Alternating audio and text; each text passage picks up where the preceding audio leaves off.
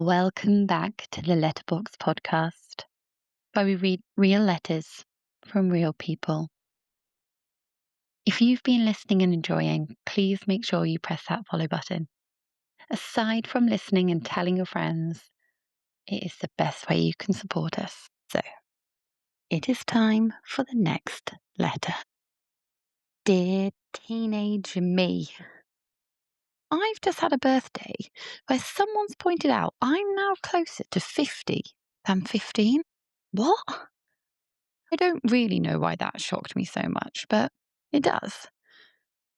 You'll probably be surprised to hear this, but I have decided that I am okay with growing old gracefully. Just not yet.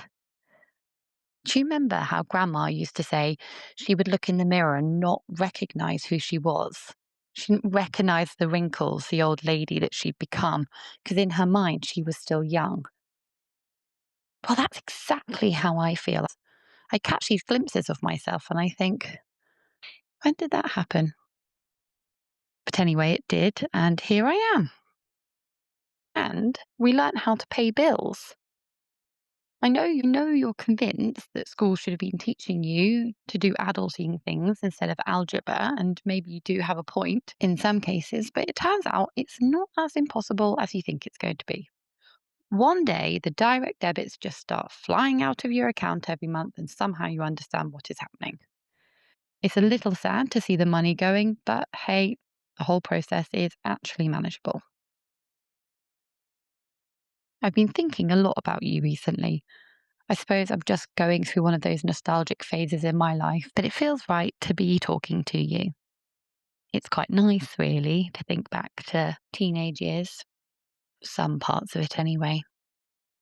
I just wanted to say, I really, really love you. You're such a funny, wild soul, and I really miss that part of me sometimes.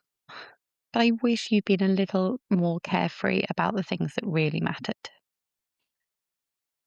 You are spending so much time trying to fit in, getting up hours before school just to back comb your hair. And I'm going to be honest, you are wearing too much fake tan. The thick eyeliner doesn't look great, and the foundation on your lips is a trend that is not going to stick around.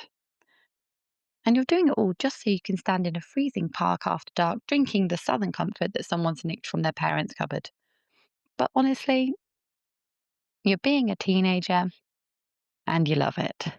Being with your friends feels like the most important thing in the world. But having said that, everything felt important. Someone moving you down their top friends on Bebo, I know would ruin your day. And you think it's okay to keep logging in and out of MSN over and over and over just to get that boy to send you a message. The amount of emotional energy spent obsessing over guys. I know you're really sad about the boy who likes your friend right now. You will survive this, by the way. I know it feels massive now, but your whole future doesn't depend on whether he texts you back. Plus, you don't end up with him anyway. Well, I don't think you do, not yet. And while we're here and giving advice, can you please drink some water before your next shot and eat some toast, for goodness sake, before you go out? Honestly, you think you're indestructible, but your body completely disagrees. I'd also love for you to try harder in school. Not because your exam results define your worth, they absolutely don't. And not because every subject is suddenly going to become useful in later life, but it's not about that. What I've come to realize as I've got older is it's not about the content necessarily, it's about learning how to learn, learning how to do things you don't enjoy, learning how to focus, how to keep going when something feels boring or stressful or difficult. And I need you to practice that now because one day you'll need that resilience. Life gets hard sometimes, really hard. I also really want you to keep something in your life that's yours. Something beyond standing in the park after dark, trying to figure out what everyone else thinks of you. Keep a hobby. Keep doing something you absolutely love. I know that behind closed doors that's dance, but It doesn't have to be. Just please let it be something. Because when you're older, you'll realize how important that is. Having something in your week that belongs to you, something that gets you out of your own head for an hour. It's something that isn't about work or stress or other people or your phone, especially your phone. You can't really imagine this yet, but the world becomes very online in a way people didn't really predict.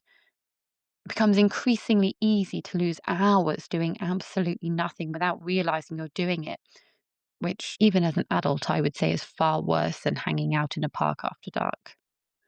Scrolling, watching, consuming, comparing. So try and protect yourself from that a little bit. Not in a strict way, just don't let it become your whole life. Oh, and one more thing about dancing. You really did love it. And I wish you held on to it a bit longer instead of convincing yourself it didn't fit the version of yourself you were trying to become. Because you were always trying to be one thing and another back then: fun or serious, clever or carefree, confident or sensitive. Like you had to pick a lane and stay there. But you don't. You're allowed to be more than one thing at once. Also, I know mum and dad completely differently now. I know at your age they feel unrelatable, like they couldn't possibly understand your world, but honestly, they're actually really funny and kind. And they did love you through every version of yourself, even the tricky ones. So try not to fight them quite so hard all the time. Not every time, obviously, you're still you, but sometimes stop and really listen when they explain why they're saying no to something. Because they do always explain it. You just don't really hear because all you can think about is the thing you want. So just try and stop, because just like you are now in your 30s, they're just trying their best. And they're just figuring it out one day at a time. So give them a break. But anyway, I want you to know that it all turns out okay. Better than okay, actually. Your life doesn't look exactly how you imagined it all, but that's good. And you become stronger than you realize you are right now. And you grow into someone who is kind and caring and thoughtful and still a little crazy. And people love that about you.